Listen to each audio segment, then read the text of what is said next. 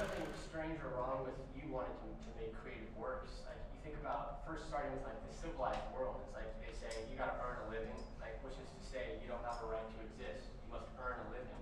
So I think first let's just question the civilization that we live in that would say to you, your desire to think critically about the world and create art somehow has no value. You don't have that. You don't have a problem. I would say in society, there's a systemic deep problem that I think we want to resist.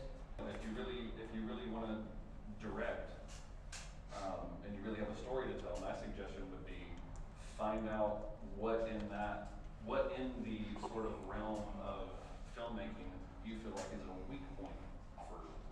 Like, what are you having trouble with? Are you having trouble with figuring out what composition is, or do you have like tech problem? Like, you worry about the technical aspects of filmmaking and you don't understand those very well. Well, then learn them. Start at a small level. Meet somebody else that does. Meet a camera assistant and talk to them. Have them go on to larger sets as a PA. Because when you get around to actually directing the story that you've written, actually getting to make it, you're going to need to know people. It's like sometimes there's this idea of getting somewhere in the business, and then once I get there, everything's going to be fine. Right.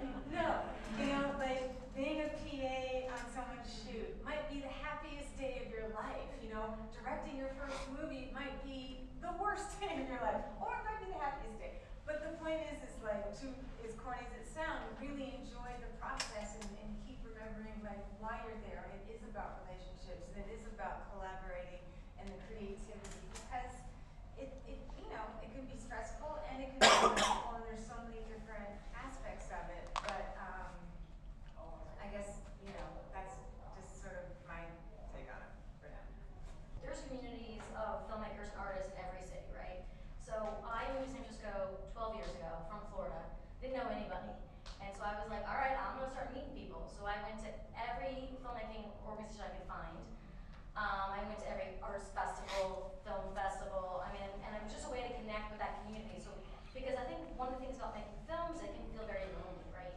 You're kind of at home, you're working on these ideas, you are struggling with the characters or the story or the footage or whatever. You're editing by yourself, you're shooting by yourself at some point.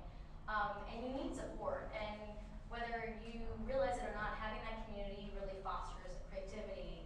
It's inspiring. And when you hear about people's different projects and what they're working on, it actually fires you up to what you're doing. Because there are going to be low moments where you're going to be like, whether you're working on a project or you're working on a job, where you're just like, holy crap, why did I decide to become a filmmaker or a DP or an editor or whatever.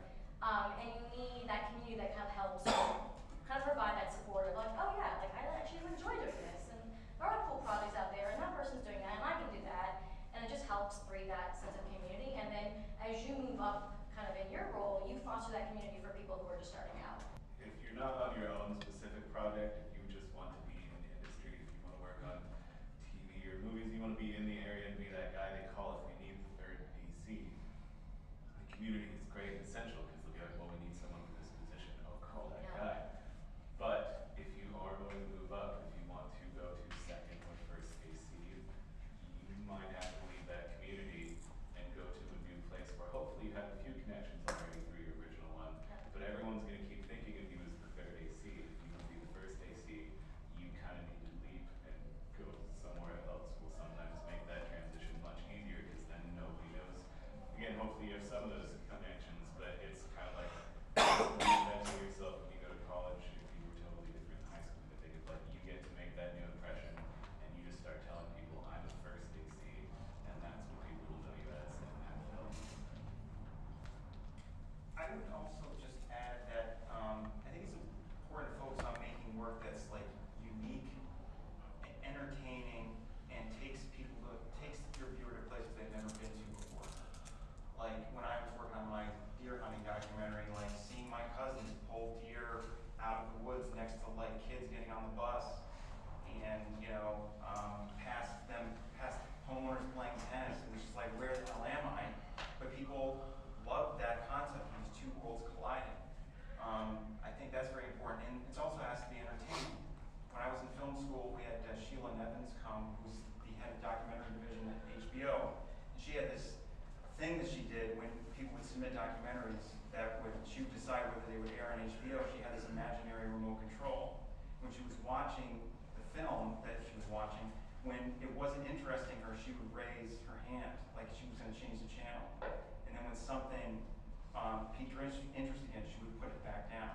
So it's important when you're telling your stories to always hook the viewer, keep them engaged and interested and entertained, because there is an element of show business. If you want to make films, you want to entertain people. I have a dream. Money is not my point. So I choose documentary. If you need much money, don't choose film industry. And you want to save the world or you want to change the world, you just get one job.